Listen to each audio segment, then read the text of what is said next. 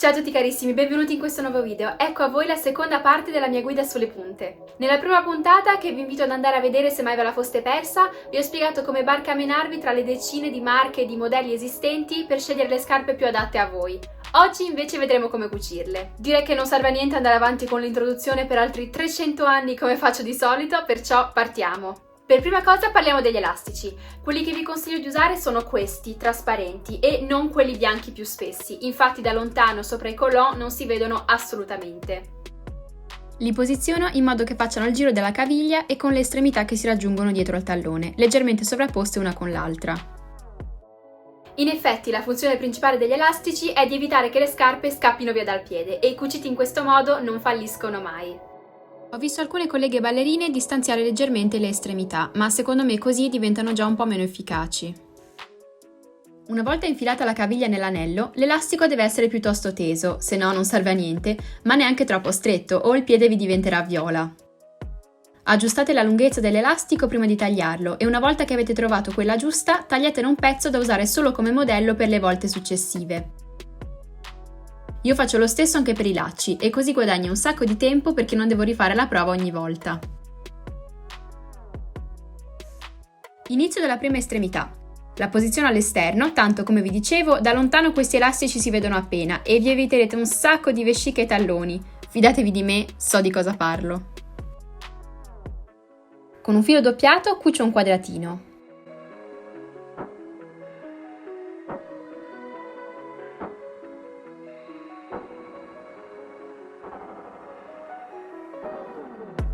E poi ripasso un'altra volta sul lato superiore per sicurezza. Non preoccupatevi se non vi viene un ricamo da capolavoro, la cosa più importante è che sia resistente e se volete potete fare un nodo ogni tanto, così se il filo si dovesse strappare in un punto non si staccherà tutto l'elastico. Avevo letto che Sylvie Guillem cuciva le punte con del filo interdentale, che in effetti è ancora più resistente. Non so se sia vero e non ho mai provato, ma se ne avete voglia sbizzarritevi pure. Con l'elastico formo quindi un anello, facendo ovviamente attenzione che non si attorcigli, e ripeto la stessa cosa con l'altra estremità, sovrapponendola leggermente.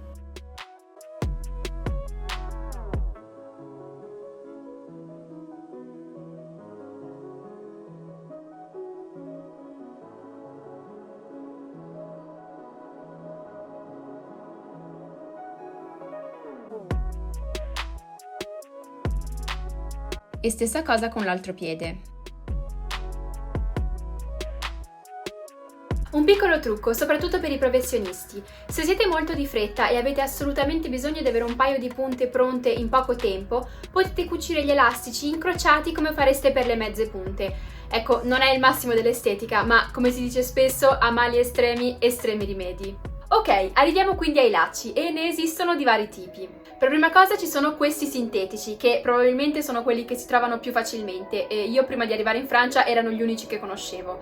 Ecco, ovviamente se sono gli unici che trovate, usateli senza problemi, ma secondo me sono un po' troppo spessi e molti sono troppo lucidi, ecco, secondo me sono un po' troppo appariscenti. Poi ho scoperto questi di cotone, decisamente più belli esteticamente, che io compro direttamente dal negozio di danza dove prendo le punte, così come gli elastici, ma sono più difficili da trovare, specialmente in Italia. E infine ci sono questi completamente elasticizzati, che sono sicuramente i migliori per la salute del tendine d'Achille e della caviglia, infatti non li stringono e si adattano alla loro forma nei vari movimenti. Alcune ballerine prendono dei lacci normali, tra virgolette, e cuciono un inserto di elastico solo nel punto che corrisponde al tendine d'Achille, ma secondo me è uno step un po' superfluo e laborioso perché in ogni caso il laccio fa 2 giri intorno alla caviglia, quindi se proprio si volessero fare le cose alla perfezione andrebbero cuciti 2 inserti e poi comunque preparare le punte è già abbastanza lungo così com'è. Invece con i lacci completamente elasticizzati proteggerete anche tutti i tendini flessori della caviglia, quindi sul davanti,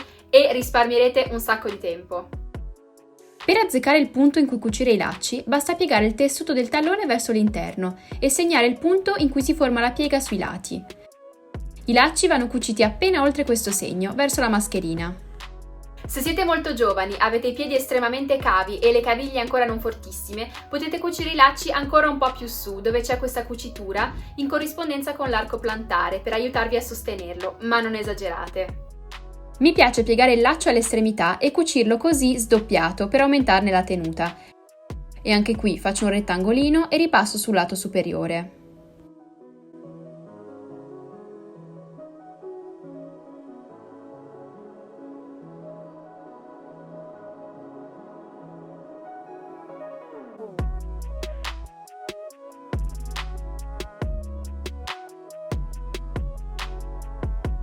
Per quanto riguarda la lunghezza dei lacci, come vi dicevo, uso un modello per tagliarli della lunghezza giusta e ne ho uno per ciascuno dei 4.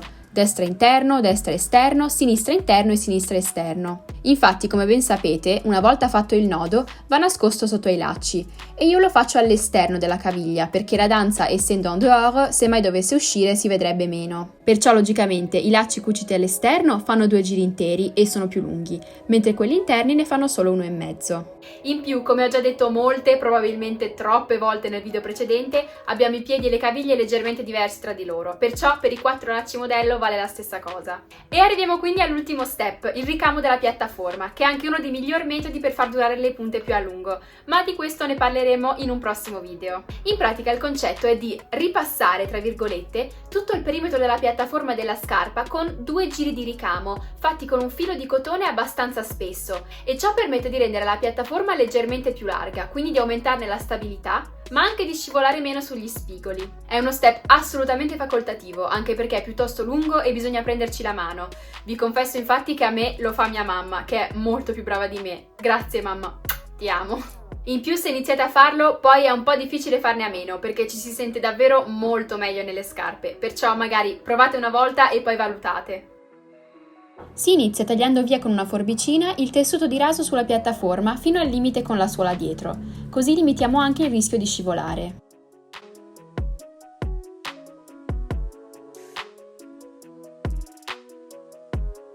Servono quindi un ago molto più spesso di prima, dato che la mascherina, come ben sapete, è parecchio dura, e stessa cosa per il filo, per creare un bello spessore.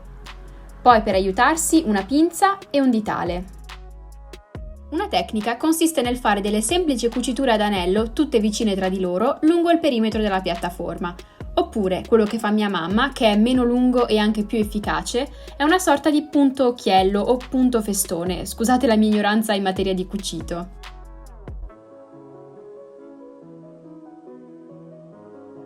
Fa tutto il giro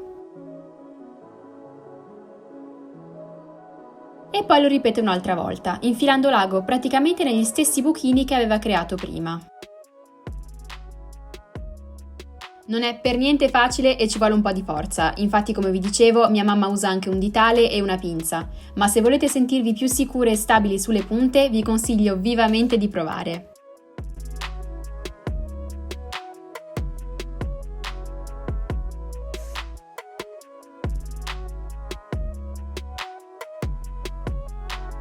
Ed ecco qui carissimi, le nostre punte sono tutte cucite e prima di usarle dobbiamo solo romperle, ma ne riparleremo in un prossimo video, perciò iscrivetevi al canale per non perdervelo. In ogni caso spero che questo vi sia piaciuto e vi sia stato utile. Se avete altre domande scrivetemele pure nei commenti e vi risponderò con piacere. Nel frattempo vi mando un bacione grande e a prestissimo. Ciao!